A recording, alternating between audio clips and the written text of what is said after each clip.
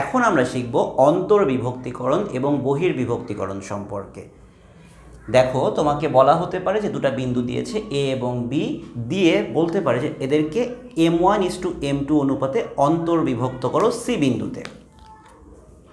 এর মানে হলো যে বিন্দুতে তারা বিভক্ত হবে সেই বিন্দুটা এ বি রেখাংশের ভেতরে হবে এবং তাদের যে অনুপাতটা m1:m2 সেটা এভাবে হবে। এই অংশটা যদি m1কে প্রকাশ করে তাহলে এই অংশটা m2কে প্রকাশ করবে। দ্যাট মিন্স অন্তর্বিভক্তিকরণের ক্ষেত্রে AC/BC = m1/m2। এ বিন্দুর স্থানাঙ্ক যদি x1 y1 হয় এবং বি বিন্দুর স্থানাঙ্ক যদি x2 y2 হয়, তবে সি বিন্দুর স্থানাঙ্ক কত হবে? আমরা সি বিন্দুর অবস্থানটা ধরে নেব xy। সেক্ষেত্রে x = হবে m1 × x2 plus m2 × x1 divided by m1 plus m2। এইটা হলো অন্তর্বিভক্তিকরণের সূত্র। একইভাবে y এর ভ্যালুটা হবে m1 y2 plus m2 y1 divided by m1 plus m2। তাহলে যদি আমাকে দুইটা বিন্দু দেয় এবং বলে যে এই দুইটা বিন্দুকে সি বিন্দুতে অন্তর্বিভক্তিকরণ করতে হবে m1:m2 অনুপাতে, তাহলে আমরা কিভাবে সেটাকে করতে পারি? এই ফর্মুলার সাহায্যে তাদের বিভক্তি বিন্দুর স্থানাঙ্ক নির্ণয় করতে পারি। এবারে চলে আসো বহির্বিভক্তিকরণের ক্ষেত্রে। যদি তোমাকে বলা হয় এ বি রেখাংশকে সি বিন্দুতে বহির্বিভক্ত করো m1:m2 অনুপাতে, তখন আমরা কীভাবে করব? বহির্বিভক্তিকরণ শব্দটার অর্থ হচ্ছে আমার যে বিভক্তি বিন্দুটা সেটা রেখাংশের বাইরে হবে। দ্যাট মিন্স সি বিন্দুর অবস্থানটা হবে এ বি রেখাংশের বর্ধিতাংশের উপর এবং এই অনুপাতটাকে বলা হবে m1, এই অনুপাতটাকে বলা হবে m2। তাহলে m1 ডিভাইডেড বাই m2, এই ক্ষেত্রেও একই জিনিস AC/BC।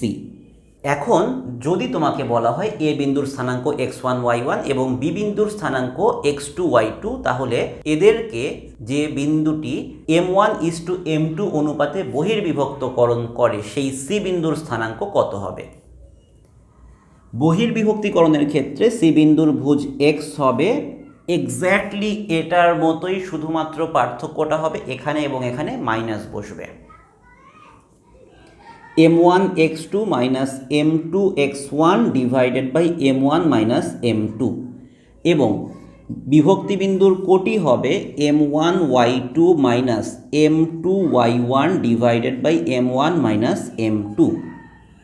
তাহলে এখান থেকে আমরা অন্তর্বিভক্তিকরণ এবং বহির্বিভক্তিকরণের একটা ফর্মুলা জানলাম। এখন আমরা যদি একটা মজার কাজ করি, আমরা যদি ধরে নেই যে m1 = 1 আর m2 = k, তাহলে কিন্তু আমরা অনুপাত হিসেবে পাই AC/BC = 1/k। আমরা অনুপাতটাকে চেঞ্জ করে ফেললাম, আমরা m1 অনুপাত m2কে 1:k হিসেবে ধরলাম, বা আমরা সহজ কথায় m1কে ধরলাম 1, m2কে ধরলাম k। এটা নিশ্চয়ই তোমরা জানো যে কোনো অনুপাতকে 1:k আকারে লেখা যায়। সেক্ষেত্রে আমার সি বিন্দুর স্থানাঙ্কটা কেমন হবে? সি বিন্দুর ভুজ হবে x = 1 × x2 plus k × x1 divided by 1 plus k এবং সি বিন্দুর কোটি হবে 1 × y2 plus k × y1 divided by 1 plus k। এই ফর্মুলাটা আমার কেন মনে রাখতে হবে? এই ফর্মুলা আর এই ফর্মুলা একই জিনিসের দুই রকম এক্সপ্রেশন আমার কেন মনে রাখতে হবে? যদি আমার অনুপাত দেয়া থাকে m1:m2, সেখান থেকে সি বিন্দুর অবস্থান বের করতে বলে, তখন আমরা এই ফর্মুলাটা ব্যবহার করব। আর যদি আমাকে এ বিন্দু, বি বিন্দু এবং সি বিন্দুর অবস্থান দিয়ে তাদের মধ্যবর্তী অনুপাত বের করতে বলে, তখন আমরা এই ফর্মুলাটা ব্যবহার করব। বহির্বিভক্তিকরণের ক্ষেত্রেও একই কথা।